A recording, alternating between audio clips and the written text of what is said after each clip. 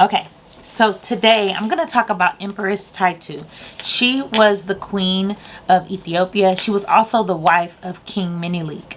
Menelik was known to lead the forces into making sure that they were not colonized by the Italians, right? They defeated the Italians as the Italians were trying to come into Ethiopia and take over.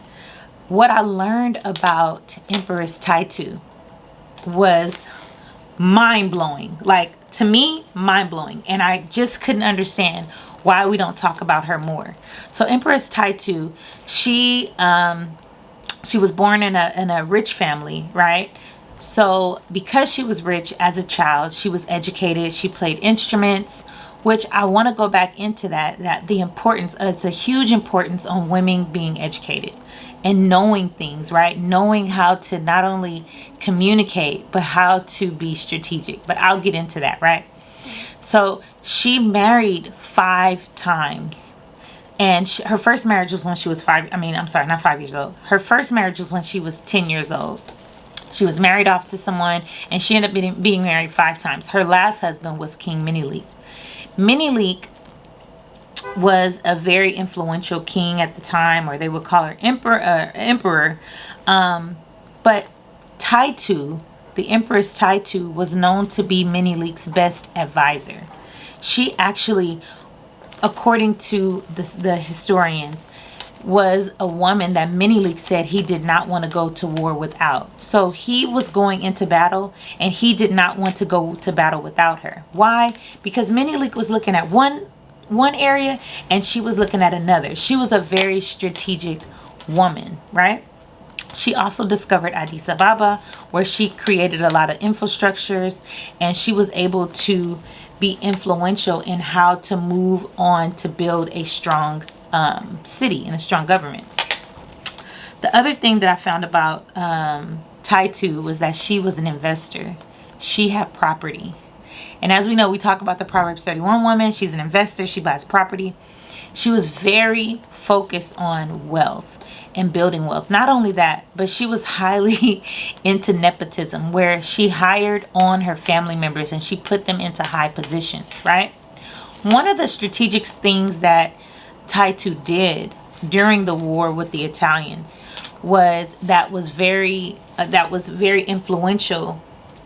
I'm sorry, not influential. That was very instrumental in them defeating the Italians, was that she cut off the water source to where the Italians reside. So she was just a very strategic woman. She just didn't do things out of emotion. She was very strategic, and she was very focused on her goal, right? So she took also her 5,000 personal soldiers, and she knew that they were going into battle. She gathered the 5,000 personal soldiers, but she also gathered 12,000 women to be able to go in to care for the wounded soldiers. So not only was she focused on winning the battle, but she was also putting in position, like, how to keep things together during the war. So she was thinking about the front end, and she was thinking about the back end, right? What I talk about with the Proverbs 31 woman also, that Taytu very much is similar to and correlates to, is that the profitable Proverbs 31 woman is a woman that prepares. She is very strategic. She looks at things and she projects how she will be profitable. She projects how things will turn out, and she starts preparing. And so when I was reading about Taytu, I was just highly impressed by the fact that back then women were not really that influential with a lot of different things, but she had the ear of her husband. And in my Proverbs 31, when I talk about the principles, I talk about her being a principled woman. When I talk about the Proverbs 31 woman being principled, I talk about the fact that her husband had complete trust in her, that she did no wrong for him all the days of her life. And when we hear about how he trusted her advice and he went on with her advice, it just showed me how being a profitable Proverbs 31 woman is so impactful and how it's so much needed, right? But let's go back to Taytu. Taytu,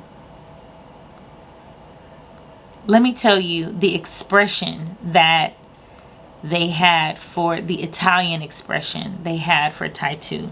It says that Taytu lived in the memory of Italians, where the expression was, who does she think she is? Right? She was audacious. She was bold. She was fearless. And she was wise. She was able to foresee things, and she gave her husband advice based on what was currently going on and also where they were going. And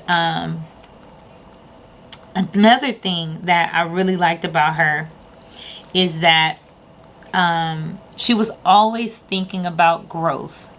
She was always thinking about structure, always thinking about building.